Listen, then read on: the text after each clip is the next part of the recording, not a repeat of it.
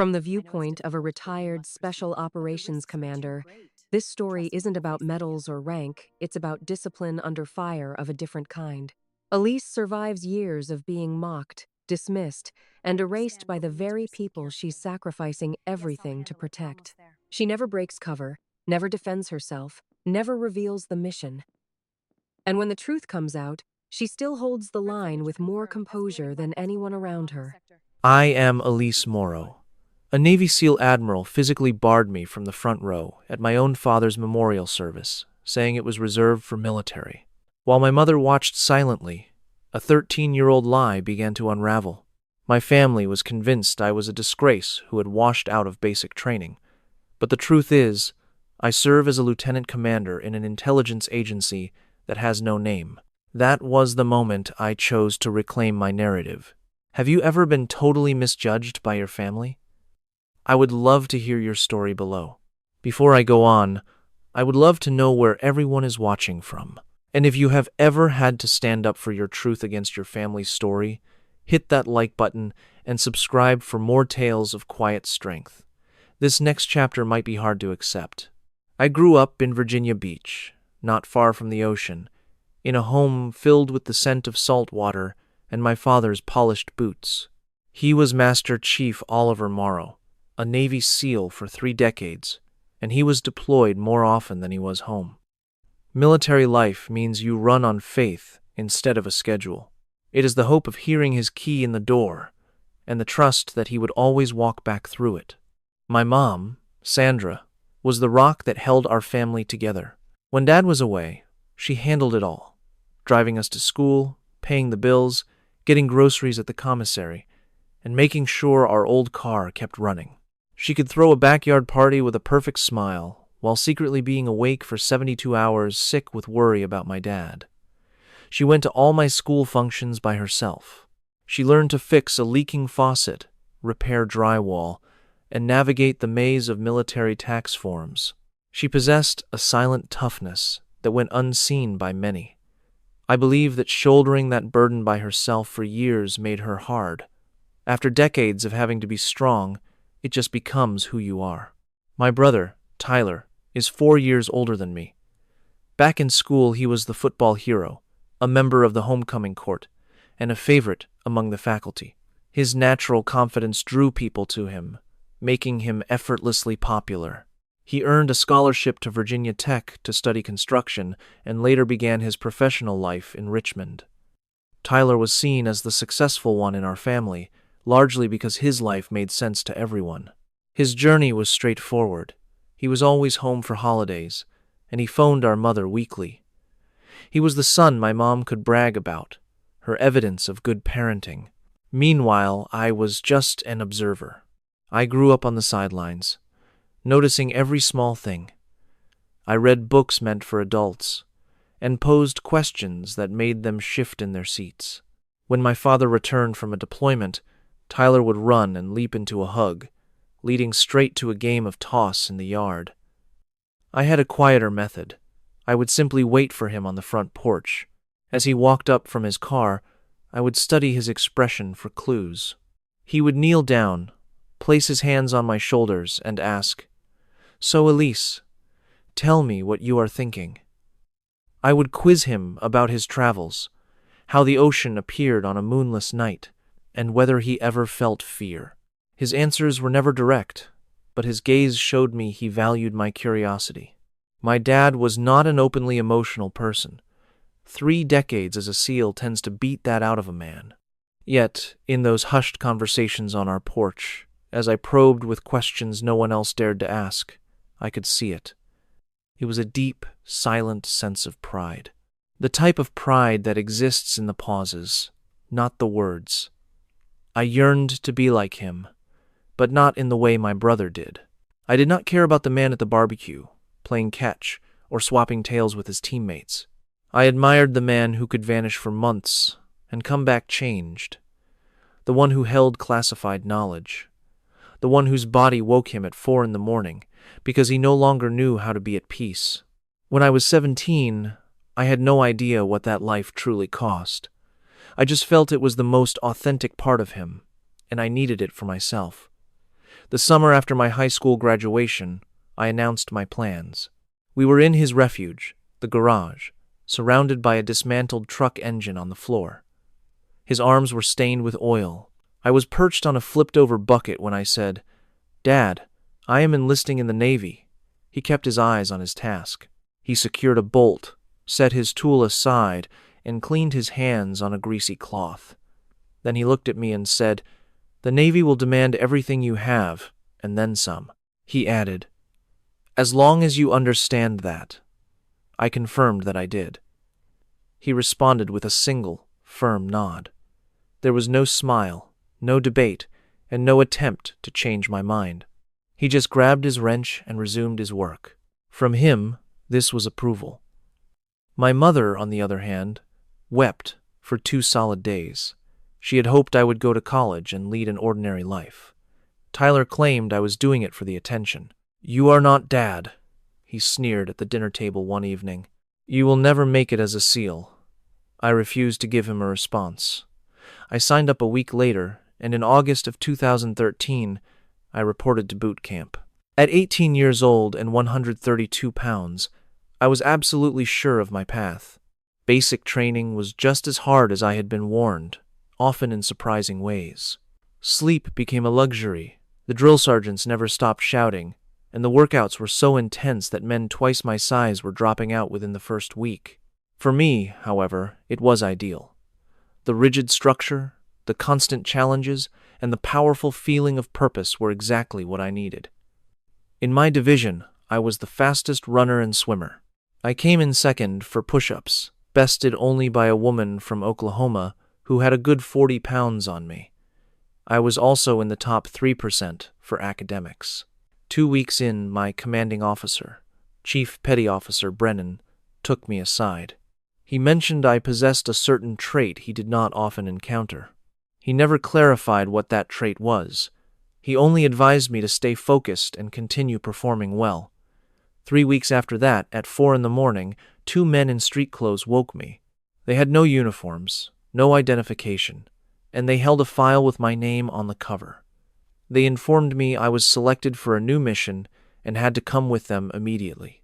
There was no room for discussion, and no further details were given. My superiors were told I had a medical problem. The rest of my unit heard that I had washed out. My official file reads, "Separated for failure to acclimate," and my family was informed that I had walked away. I was escorted to a telephone in a bare, white corridor under a buzzing fluorescent light. One of the men stood about 6 feet away, observing me with his arms folded. I dialed my parents' number. My mom answered almost instantly. I said that I was coming home. I can still recall the 3 full seconds of silence on the line before she spoke. "You have no idea how much this will disappoint your father." I desperately wanted to tell her what really happened, that I had been chosen, not dismissed, that my scores put me in the top 1% of the country, and naval intelligence had pulled me for a classified project. I wanted to scream that it was bigger than basic training, bigger than the SEALs, and bigger than anything she could ever comprehend. But when I opened my mouth to explain, the man by the wall gave a slow, deliberate shake of his head. That single gesture was enough. "I know, Mom. I am sorry," was all I could whisper before hanging up. That brief conversation cut me off from my family for the following 13 years. The fabrication about me quitting the Navy hardened into their reality. It tainted their every opinion of me. During Thanksgiving, my mother would sigh dramatically and mention, "Elise could not even get through boot camp." If a friend inquired about me, she would claim the service just was not for her. As for Tyler, my supposed failure became his go-to joke. "My sister made it 3 weeks in the Navy," he would tell people, masking his grin with false pity. She only lasted 3 weeks. As time passed, that fiction defined me in their eyes. It became my character, not just a past mistake. I was the Morrow who quit, while my brother Tyler was the Morrow who thrived. This was the accepted family history, and I had no power to correct it. However, underneath the surface of that falsehood, I was constructing a new reality. The intel program I entered was incredibly demanding. After my extraction from basic training, I endured 14 weeks of instruction at an undisclosed facility, acquiring abilities I can never speak of. In my first year alone, I became a qualified intel expert. Languages came easily to me. I mastered Arabic in just 6 months and Farsi in 8. By 2015, I had reached the rank of Petty Officer Second Class and was selected for the Seaman to Admiral program. It was a special naval track designed to commission gifted enlisted personnel as officers. I completed a bachelor's degree in only 2 years through a military-affiliated college, all while continuing my intel duties. I earned my commission as an ensign in 2017. By age 22, I was a commissioned officer in the Navy, but to my family, I was just a paper pusher in some boring federal position. My next assignment for 2 years was the USS Halsey, a San Diego-based destroyer that served in the Western Pacific and the Arabian Gulf. My job was to run the ship's intelligence team, providing our captain with daily briefings that determined our missions. Within 18 months, I earned a promotion to lieutenant junior grade. Everything changed in 2019, when I was posted to the Joint Special Operations Command in North Carolina. This assignment brought all of my skills together. I began supporting elite units, like the very same SEAL teams my father had served with. My analysis guided extremely delicate operations. From inside command centers, I witnessed rescues and raids unfold on screens, seeing events I can never share. I made lieutenant in 2020. My new role took me to classified locations for missions I am not at liberty to discuss. I have seen things on monitor screens at 3 in the morning that will be etched in my memory forever. But every Thanksgiving, my mother would introduce me the exact same way. This is my daughter who tried the Navy, but it was not for her. I never once corrected her. It was not possible. My cover was far too important, even if it turned me into a family joke. My brother labeling me a failure meant nothing. The information I handled was classified at the highest level. Telling the truth might have endangered lives. Putting a mission at risk was out of the question. So I silently withstood the criticism at the dinner table year after year. However, a single conversation gave me the fortitude to endure it all. It happened on Thanksgiving in 2019. I was home for just 2 days between deployments. The house was overflowing with relatives. My brother, Tyler, was visiting with his wife and children. Aunts and uncles crowded the dining room.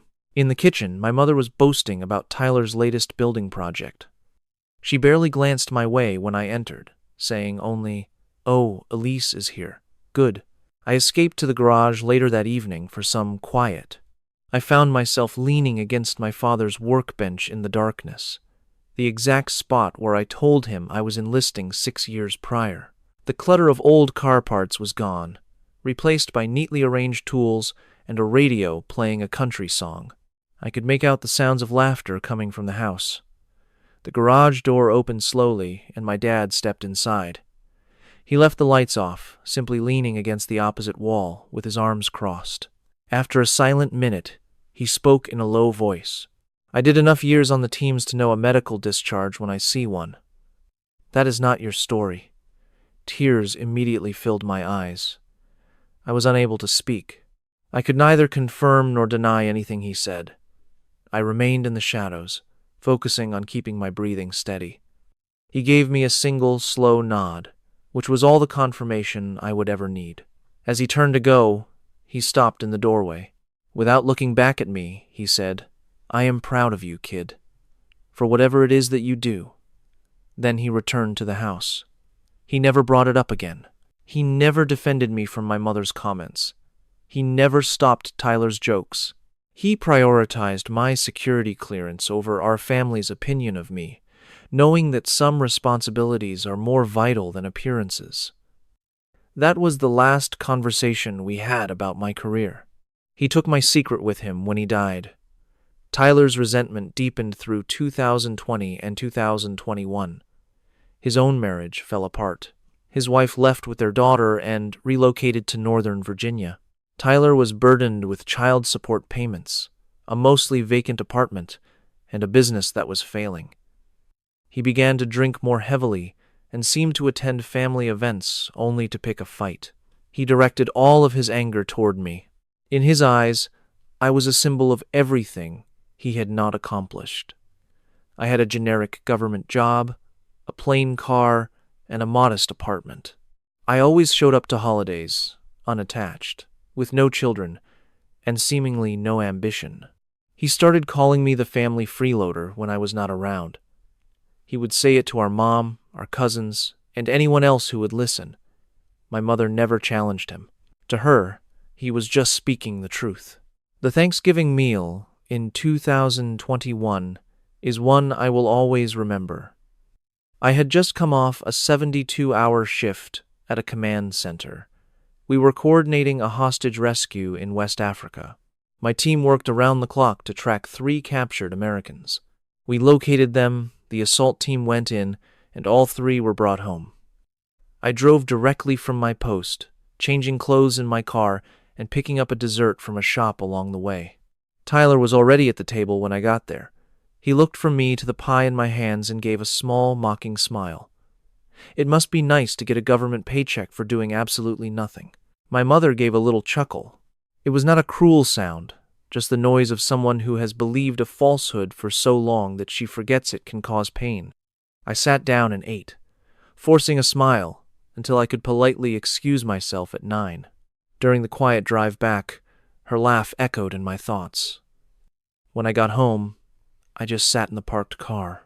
Though the lights in my apartment were on, I felt like I was on the outside, just as I did at my mother's house. I felt like a stranger in my own life. I had just played a part in saving 3 people, yet the only things I could recall from the holiday were my brother's insult and my mother's quiet agreement. That evening, I started to wonder if protecting my secret was worth the emotional toll. During 2021, I was selected for a clandestine intelligence group reporting directly to the Director of National Intelligence. The level of secrecy was the highest possible. I was promoted to Lieutenant Commander, leading a targeting cell for our nation's most critical missions. This was the most significant work of my career, alongside the most talented people in the intelligence community. My transfer was so confidential that my previous commanding officer was not informed until my new orders were finalized. I was only 26 years old. I held one of the most advanced security clearances the government could issue, and my family believed I worked as a receptionist. Then, in 2023, my father's health started to decline. At 57, he was still on active duty, approaching his mandatory 30-year retirement. For months, he had been making plans, like a fishing excursion with his old teammates, but he simply lacked the energy. Sandra was the first to see it. He was sleeping far too much and had lost his appetite. The doctors at the Navy hospital conducted tests in October. In November, the results were devastating. He had stage 4 pancreatic cancer, and it had spread too far for any meaningful treatment. The physicians gave him maybe 6 to 12 months to live. My father received the diagnosis with perfect composure, then replied to the doctor, "That is more time than some of the men I served with got." Sandra completely broke down. Tyler drove in from Richmond and stayed for a whole week. The moment I got the news, I applied for emergency leave. My request was denied. I was in the middle of an operation that could not be paused. Targeting was active, and people's lives were at risk. My director expressed his sympathy, but explained that the mission had to proceed. I was not present when he received his diagnosis. I was not there for his initial treatments. I missed 3 different family gatherings. Eventually, Sandra stopped calling me with updates. I got a single text message from my brother Tyler. It read, "Thanks for being a no-show again." I stared at the screen for a full 10 minutes. Then I placed my phone face down and went back to my duties. The most painful part was that he was correct. I had not been there. It was not the decision I wanted to make. I would have given anything to be by my father's side, but my duty is to shield people who will never even know I exist. If I took a single week off, others could be harmed. My dad would have understood that difficult choice. He made similar ones for 30 years. My brother and sister could never comprehend it, and I was forbidden from explaining. So I absorbed their fury, the same way I absorbed everything else, quietly and completely alone. My father died on January 14th, 2025, at the Naval Medical Center in Portsmouth. My dad was only 58 years old. He dedicated 30 years and 4 months of his life to serving the United States Navy. He was awarded a Bronze Star for valor, 2 Purple Hearts, and the absolute trust of every man on his team. I arrived 6 hours after he passed away, flying in from a place I am not permitted to identify. I can never disclose where I was or what my mission was. As soon as our plane touched down in Norfolk, I powered on my phone. The screen lit up with 17 missed calls. I did not have to check the voicemails. I already knew their message. I drove straight to the hospital. The corridors smelled of disinfectant and burnt coffee. I found my mother standing alone right outside his room. I had never seen that expression on her face. Her face showed something past anger, a look that had settled into profound and total exhaustion. She did not say a single word. She just pivoted, went back into my father's room, and softly closed the door in my face. For the next 11 minutes, I stood by myself in that corridor. To occupy my thoughts, I counted the 47 tiles on the ceiling. A nurse walked past me 2 times. The hospital chaplain offered to sit with me. I politely declined. When the door finally reopened, my brother Tyler stepped out. He looked directly at me and stated flatly, "You missed it." He brushed past me without a second look and walked toward the elevators. I went into the room. My father looked at peace, smaller than I remembered but finally at ease. His hands were folded on his chest. His sealed trident pin sat on the nightstand. I sat in a chair by his bed, completely still for 2 full hours, but no tears came. I held his hand and finally said everything I should have told him years ago. I let him know I was still in the service and described my command, my intel team, and the directorate I managed. I told him about the missions I planned and the people I brought back safely. I even shared the secret details that rules had always forbidden. Finally, I said I was sorry. Not for my career, but for all the missed holidays, the unanswered calls, and every moment the job came first. Even though he was gone, I felt like he heard me. His funeral was scheduled for July, a whole 6 months later. His memorial was set for the chapel at Naval Station Norfolk, complete with full military honors. It was a final salute my father had earned countless times. His 3-decade career as a Navy SEAL included many combat tours and a collection of medals that could fill a case. He forged a legacy so powerful that young SEALs straightened their backs at the mention of his name. That chapel was expected to be packed. It would be crowded with SEALs in their formal attire and officers from all special operations branches. Our relatives and friends would occupy the benches right behind them. I made the drive to the base alone on that Saturday morning. The Virginia sky was a heavy, suffocating gray, blanketing the world. I had on a simple black dress, wearing only the watch I took from my father's bedside. I made the conscious choice not to wear my uniform because I wanted no hint of my position. My reasoning was clear. Today was for him. I was not attending as Lieutenant Commander Morrow, but simply as Oliver's daughter. The chapel was almost at capacity when I got there. I saw Sandra and Tyler in the first row, alongside family I had not seen in 10 years. My Uncle Ray was present, as was Aunt Patricia. Tyler's ex-wife was not there, but their little girl Lily sat on Sandra's knee. Behind my family, the benches were filled with a sea of white uniforms and golden braids.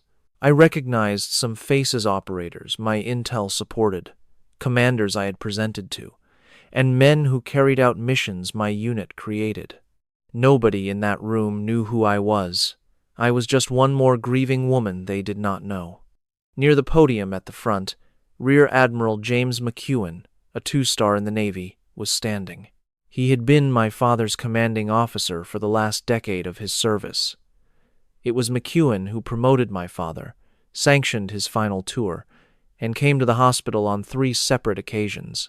The Admiral looked exactly like a naval officer should: authoritative, self-assured, and with a personality that commanded attention. He was leading the service. I began to walk down the center aisle. The sound of my heels broke the silence. Sandra saw me right away. Her body stiffened, and her face turned to stone. She walked over to Admiral McEwen, who was speaking with guests near the front. I watched her talk to him, but being 20 feet away, I could not make out what was said. I found out later precisely what she told him. She said, "That's my daughter. She's not in the service. She washed out of boot camp." The Admiral gave a quick, firm nod in response. It was the kind of motion an officer makes after getting a report and making an instant decision. He then turned away from my mother and walked over to block my path. He stood at least 6 feet and 2 inches tall, with an unmistakable air of command. He put a hand on my upper arm. It was not a gentle touch, but a forceful, restraining grip used to escort someone out. The squeeze was so intense I could feel every one of his fingers pressing into my skin. He glared down at me from his considerable height. Standing at 5 feet and 6 inches, I was shorter by a full 8 inches. He spoke loud enough for the first 3 rows to hear him clearly. "Ma'am, I need you to step away. This area is for military personnel only." A hush fell over the entire chapel. It began near the front and spread slowly to the rear. In just a few seconds, every head was turned in our direction. The whole congregation saw an admiral holding a woman's arm, apparently removing her from her own father's service. My brother Tyler stared at his shoes. My mother remained perfectly motionless, her posture erect, and her hands clasped on her lap, saying absolutely nothing. She remained totally silent. She did not correct him, did not say, "She is my daughter," or "You are mistaken." Not one word. She was the one who had lied. She engineered this whole moment, and now she sat there and observed. I did not resist or make a scene. It never even occurred to me to announce, "I am a lieutenant commander in the United States Navy." I just turned and started back down the aisle. My heels clicked with the same distinct noise on the floor. 400 eyes were locked on me. The SEALs, the officers, and even my own family saw me being escorted out of my father's memorial. I held my head high and looked straight ahead. My breathing stayed even, quiet, and controlled. I reacted exactly as my 13 years of training demanded. I accepted the unfairness. Just then, McEwen's phone vibrated. He pulled it from his jacket pocket and looked at the display. I had taken maybe 5 more steps toward the exit. He answered the call. I was too far away to hear the conversation, but I could see its effect on him. I looked back over my shoulder and saw the transformation. All the color vanished from his face immediately, like someone had flipped a switch. His whole body language shifted. His self-assured shoulders, which were squared just 3 seconds earlier, appeared to slump before tightening with tension. His free hand, the one that had gripped my arm, dropped uselessly to his side. He said only 2 words into the phone. "Yes, sir." Following a brief pause, he added, "I understand, sir." Then he ended the call. The caller was Captain William Driscoll, the head officer for Naval Station Norfolk. He was monitoring the chapel's security feeds from his office, which was standard practice for important events. He saw McEwen take my arm. He saw my mother identify me, and he knew exactly who I was. My intel division had given a security presentation to his staff just 6 months before. Captain Driscoll was surely blunt. He told the Admiral about his mistake and ordered him to fix it on the spot. I had reached the middle of the aisle, my steps steady, my expression blank. A thick silence settled over the chapel. It felt as if 200 people were holding their breath. "Lieutenant Commander Morrow." I froze right where I stood. My hand reached out to the smooth wood of a bench, maybe in the 8th row. I did not immediately turn. I waited for 2 whole seconds, my hand on the bench, allowing the silence to deepen. Then, I turned with deliberation. Every single person was looking at me. 200 people, my father's co-workers, his superiors, his unit, and his relatives were all gazing at the woman who was just asked to leave. Admiral McEwen came toward me. His steps had the same authoritative sound, but their pace was much slower now. The Admiral came to a stop in front of me, and his body went rigid with attention. He adopted a formal military stance. With his shoulders back and his chin up, he met my gaze directly. Then, his hand came up in a sharp salute. His voice shook just a little when he said, "Ma'am, I apologize. The front row is reserved for you." I lifted my own hand to return the gesture. I held it for a precise 3 seconds, the way they drill into you, the way my father would have. I brought my arm down but remained silent. Speaking would have ruined the intensity of the moment. I turned and proceeded to the front of the room. As I moved, every officer in uniform started to get up. It started in the second row, with a commander whose silver oak leaf I noticed as he rose. The line of officers ahead of me stood, and then the next one followed. The movement progressed, row by row. When I finally reached the front, every single officer in uniform was on their feet. The effect was like a wave expanding across a still pond. My mother's mouth was wide open. Her hands, which were once clasped, were now clutching the bench in front of her. My brother, Tyler, was looking directly at me instead of the floor. It seemed like he was really seeing me for the first time ever. I may have resembled his sister, but he was looking at a complete stranger. I took my seat, just 2 spots down from Sandra. A deep quiet hung in the room. With everyone still on their feet, a surprising feeling of calm washed over me. For the first time in 13 years, I had nothing to prove. The memorial for my father, Oliver, resumed. Admiral McEwen returned to the lectern. He talked about Dad's 3 decades of service, his leadership of the teams, the men he guided, and the missions he led. His voice was steady, but his hands shook a little on the podium. He did not mention my name again during his remarks. He had no need to. Everyone in that room understood precisely what had just happened. When the memorial ended, people offered me handshakes and polite nods. I heard soft voices saying, "Ma'am," and "My sympathies, Commander." A senior chief petty officer then approached me. He was a big, impressive man, his uniform covered with a seal trident and numerous service awards. "Your father mentioned you," he told me. He was short on specifics, but he was exceptionally proud. I gave a small nod and thanked him, holding myself together until he walked away.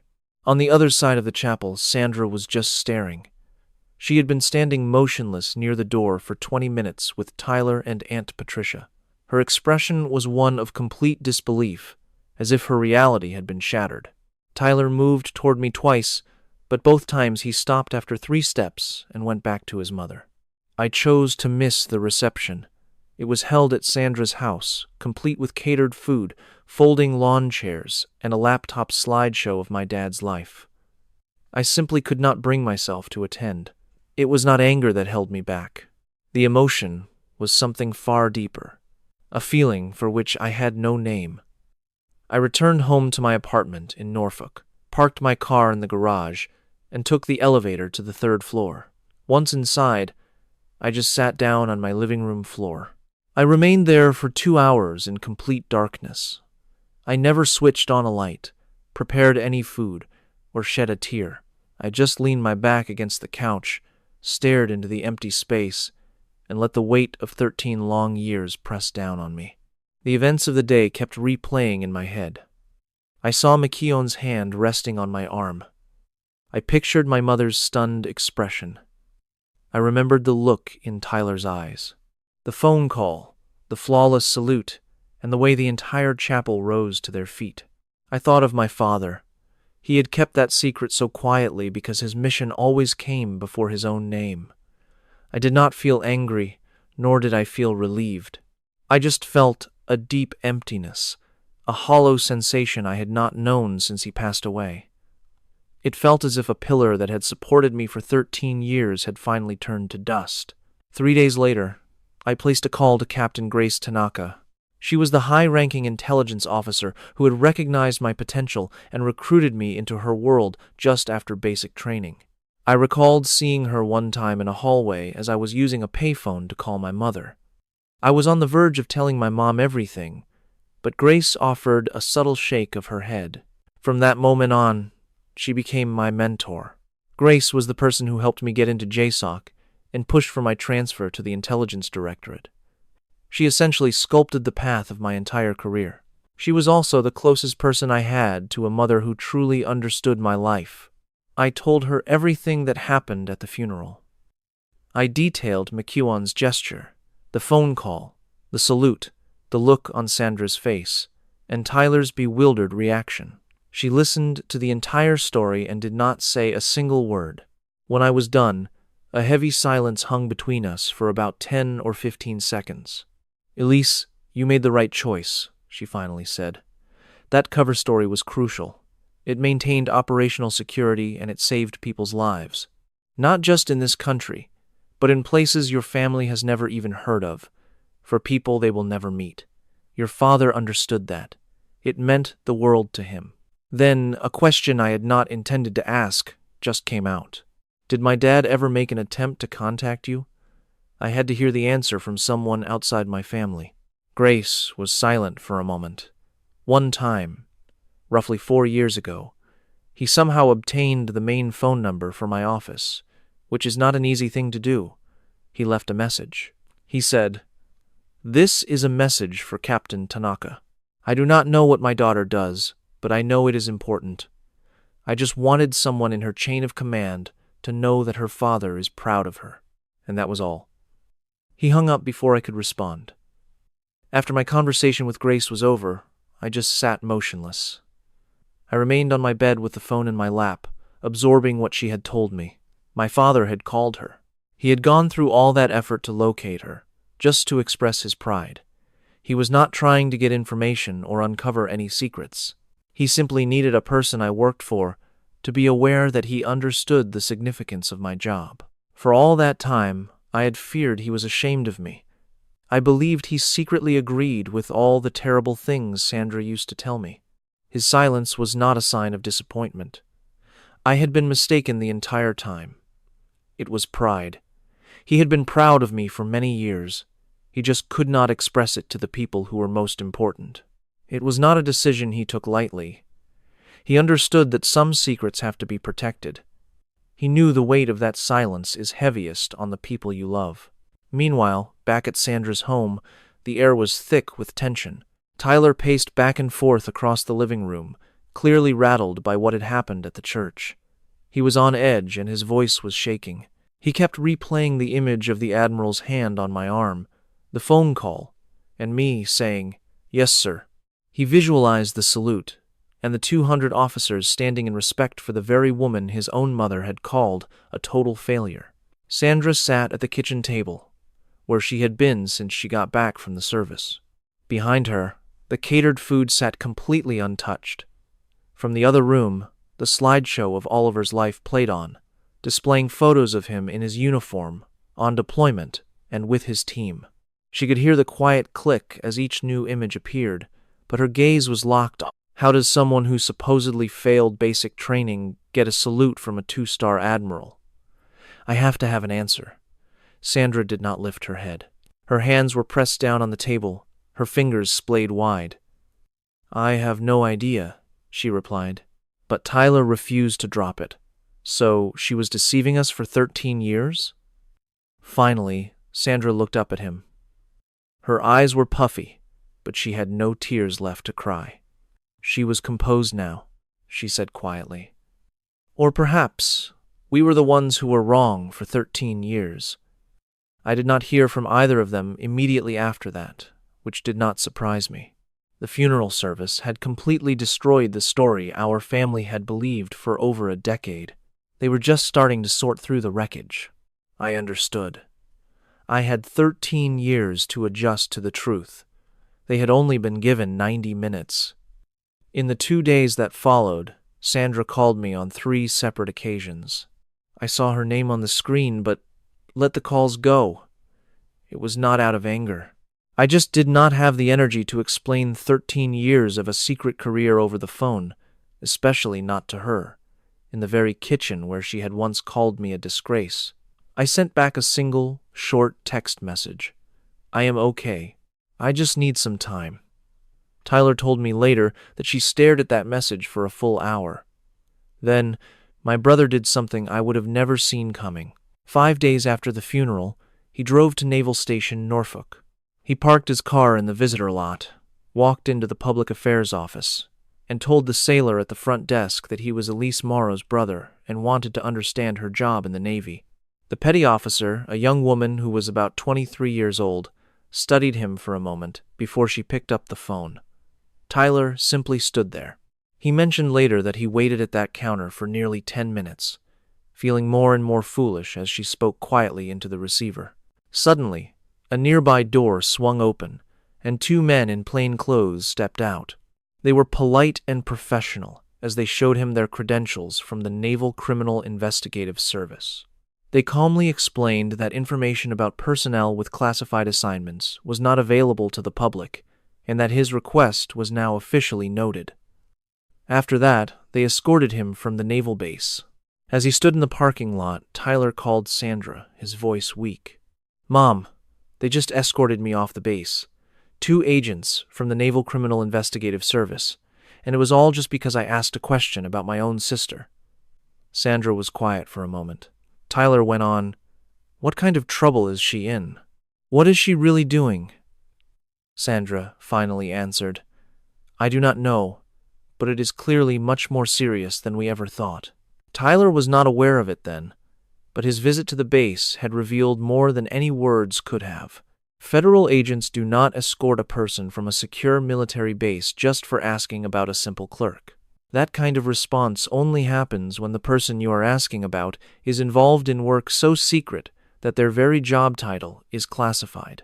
The following week, I met with Grace Tanaka.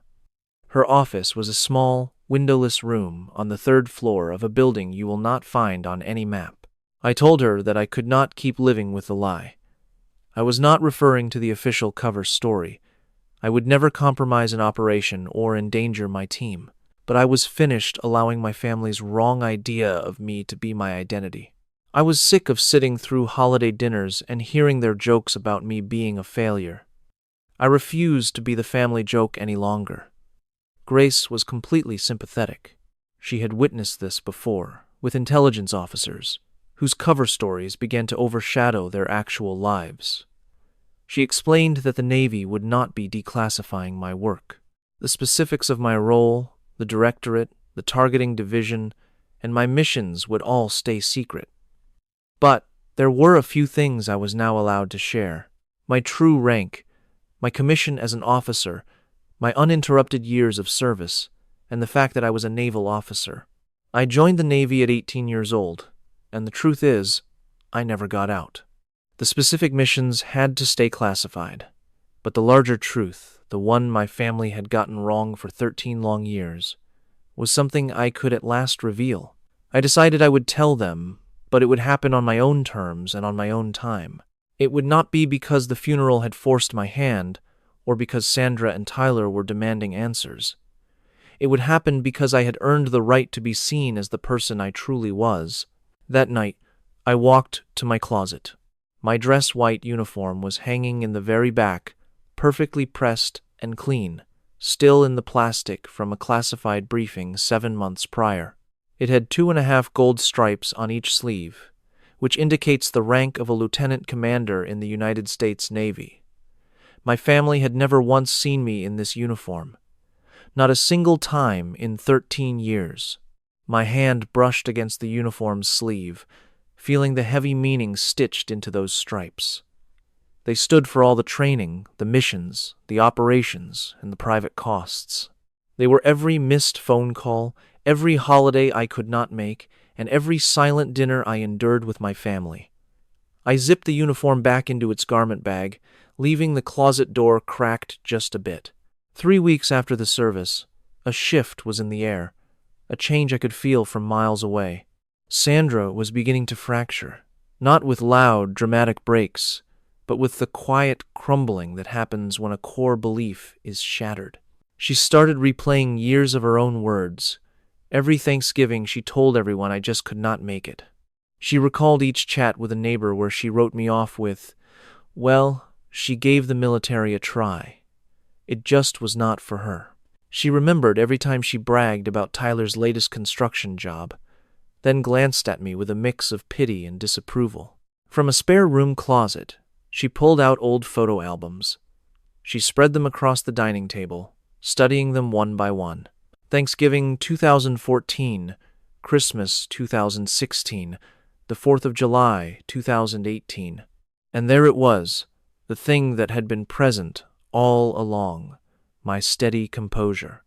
The careful way I answered questions about my work, just specific enough to sound normal but vague enough to reveal nothing. The way I would redirect questions rather than refuse them. It was the calm control of someone trained to guard secrets in a room full of prying eyes.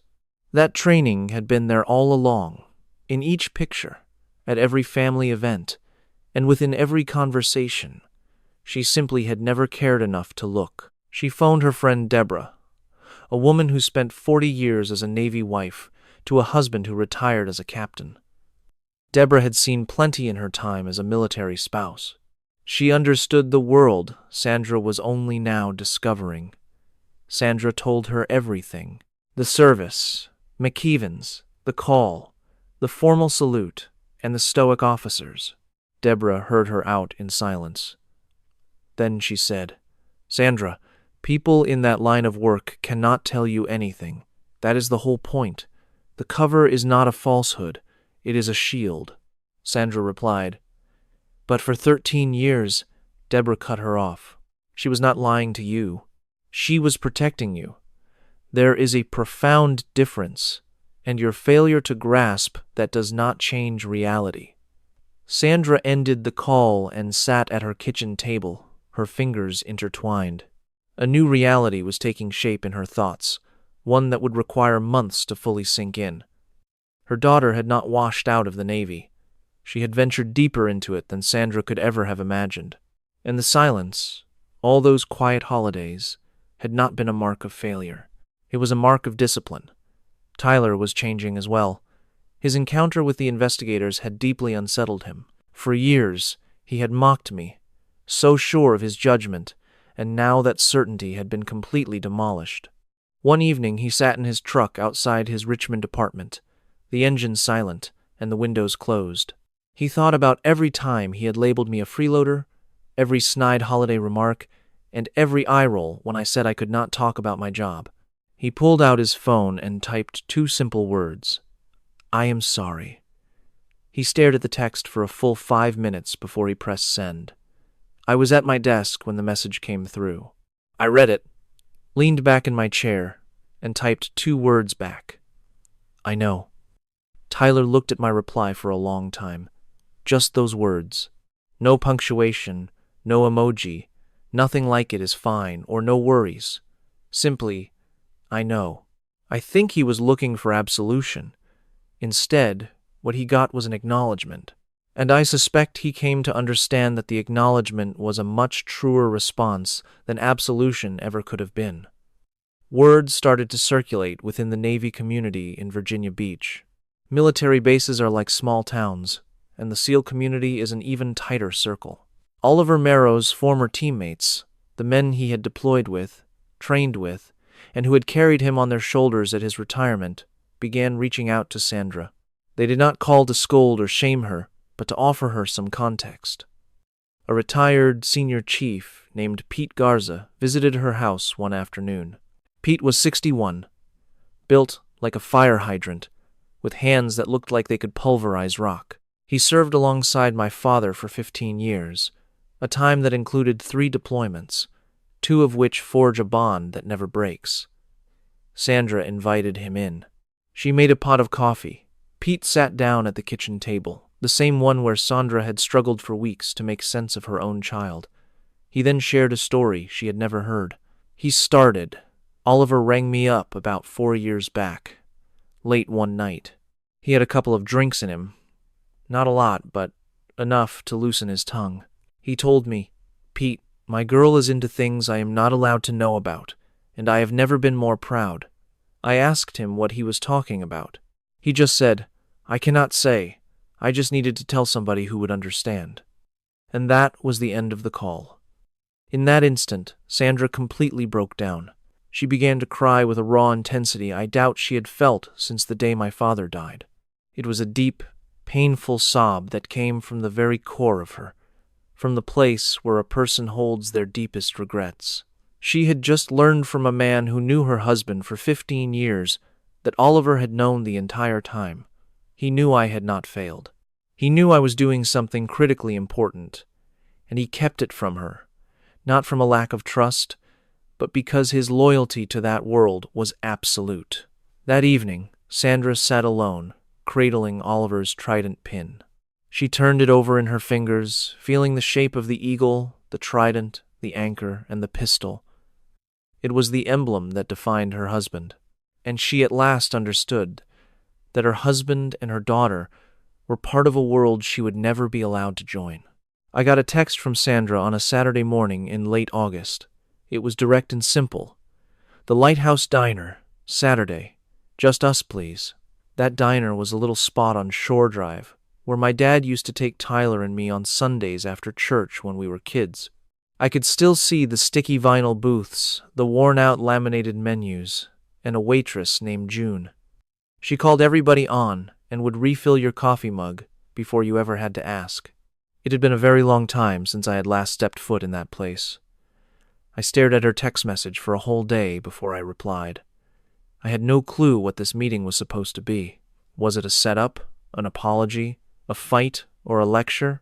On Sunday morning, I simply typed back OK and sent it, before I could second-guess myself. That Saturday, I made the trip. I parked in the gravel lot out back and remained in my car for 3 full minutes, just looking at the front door. I practiced a dozen different opening remarks in my head. In some versions, I was detached and professional. In others, I unleashed 13 years of things I had held back.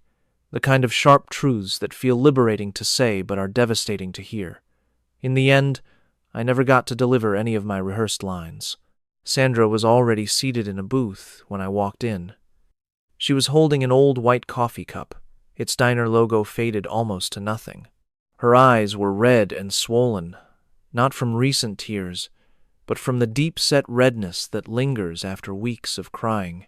She looked smaller than I recalled, more fragile and older, weighed down by a fatigue that went beyond simple lack of sleep. It was the exhaustion that comes from holding on to a false narrative for years, only to have it finally collapse. She spoke first.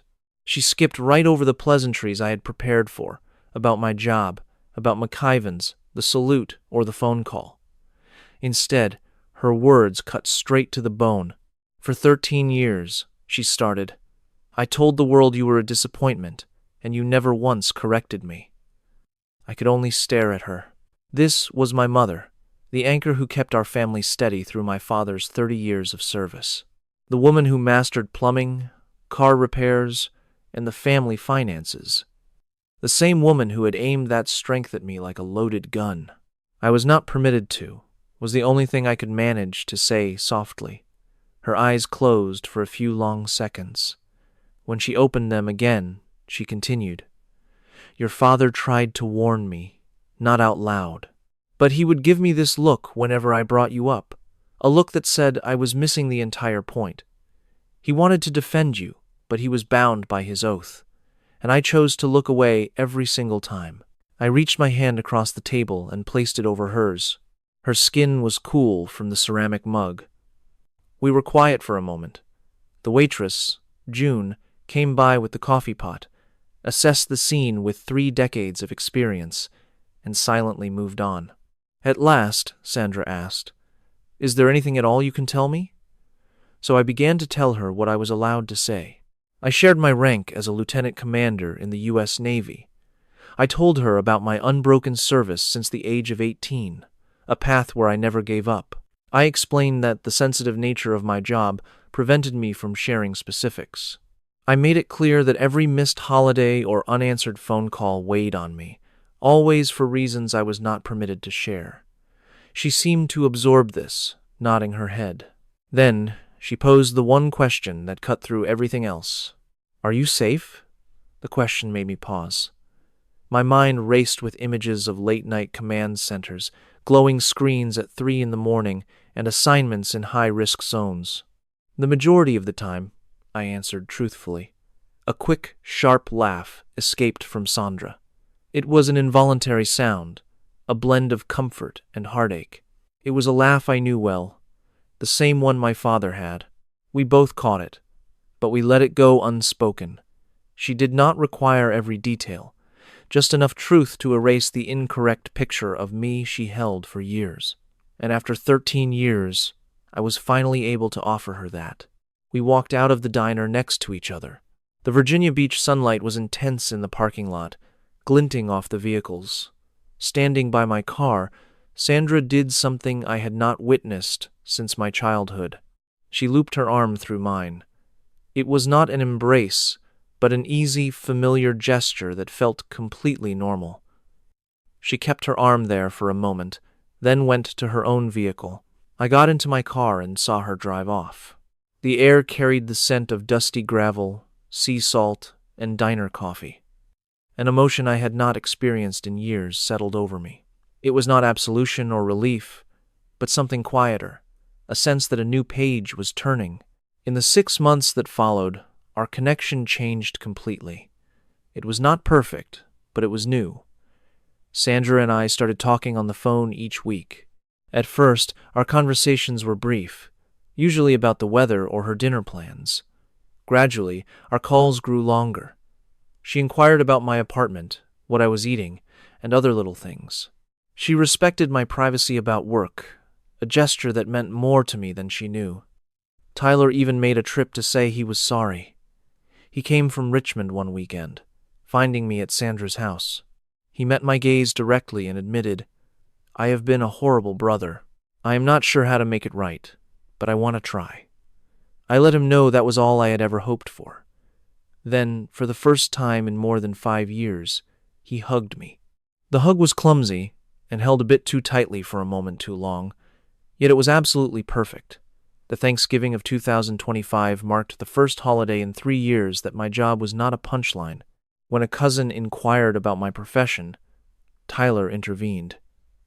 "She is not allowed to discuss it," he said. His tone was sober, completely free of mockery. It carried a genuine respect I had never heard from him. Later, when Sandra introduced me to a new neighbor, she said, "This is Elise, my daughter. She is in the Navy." There was no hesitation or excuse in her voice, only simple pride. For 13 years, I had longed to hear her say that.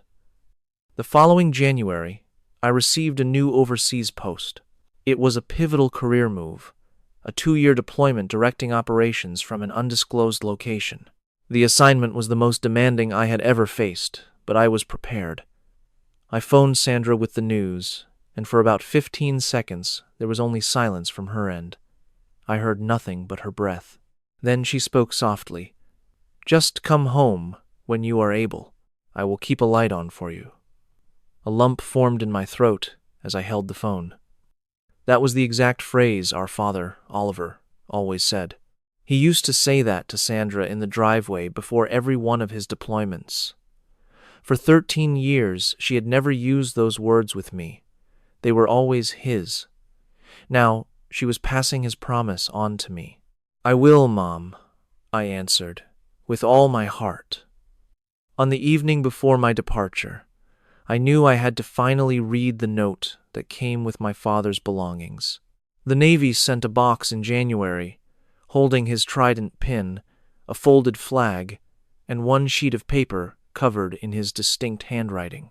Over the 7 months since he died, I had moved that box 2 times. I had even unlatched it on 3 different days, just to glance at the contents, but never the note. I simply could not bring myself to read it. Tonight, however, was different. I was on the bed of my empty apartment, with my bags packed and the alarm set for 4 in the morning. I carefully opened the folded paper. It was from a yellow legal pad, his writing unsteady from his final medications. He dated it December 27th, 2024, only 3 weeks before he died. It started, "Elise, I never shared the truth with your mother. That was my failure, not yours. I should have stood up for you. I should have said something each time she criticized you, but I failed to, and I am so very sorry. You are my greatest legacy, Elise. More than Tyler, more than my career. It is you. I love you, kid. Dad. I read his words a second time, then held the letter against my chest and shut my eyes. I stayed like that until my alarm went off. I doubt I slept. I put the note in my uniform, closed my luggage, and switched off the light. I drove to the airbase in the pre-dawn darkness. All of that happened 1 year ago. Now, I am stationed overseas, fully immersed in the career I was made for. My work is demanding, with 16-hour shifts and meetings starting before dawn. My choices have impacts that must always remain unspoken, and I am good at it. Here, I am known for my professional abilities. My colleagues address me with respect. I have no need for a false narrative or to downplay my capabilities. This job allows me to be my authentic self. Sandra and I video chat every Sunday. She always wants to know about the weather and whether I am sleeping well. She understands she cannot inquire about my job. Instead, she tells me about her garden. She is growing tomatoes this year, something she stopped doing after Dad passed away. She fills me in on my niece's softball games and the family that just moved in next door. These are the little life details she once reserved for Tyler, assuming I did not care. But I always did.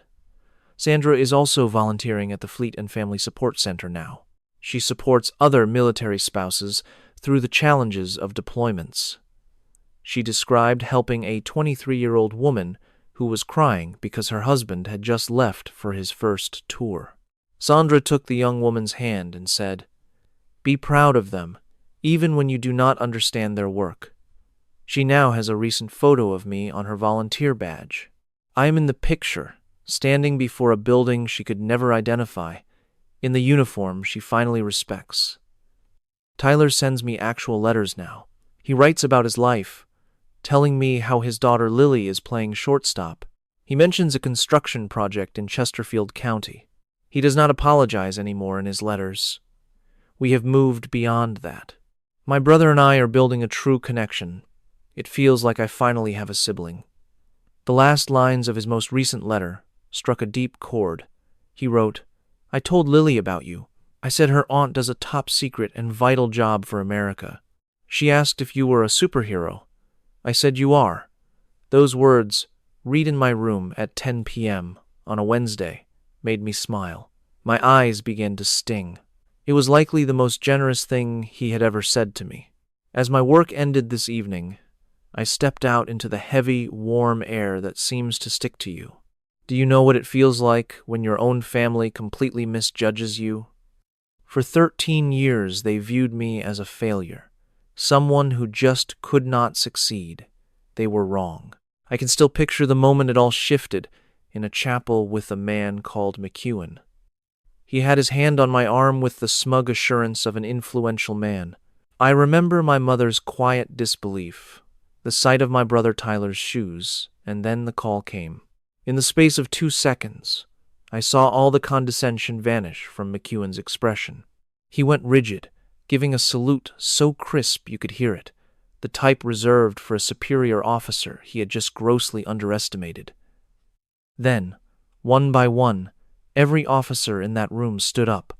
My mother just watched, her entire perception of me falling apart.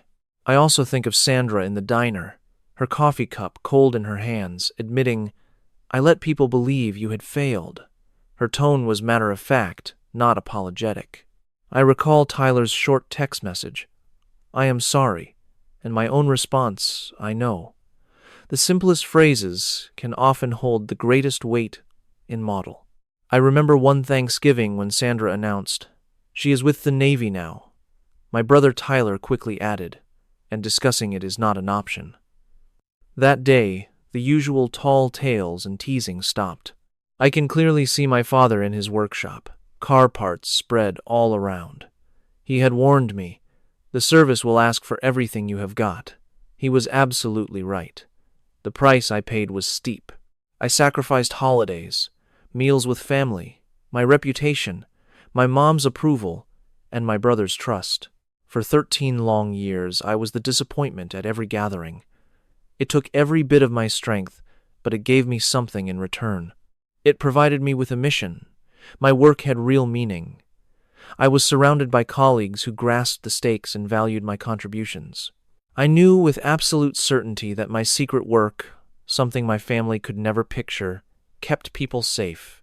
Actual human beings returned to their loved ones because of a critical call my team made at 3 a.m. on a Tuesday.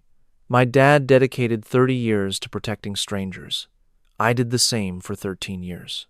The job itself was manageable. The real struggle was watching my family truly think I was a failure and silently accepting their misplaced sympathy. That was a mission I had no training for. It was like being sent away with no end date, and it almost shattered me.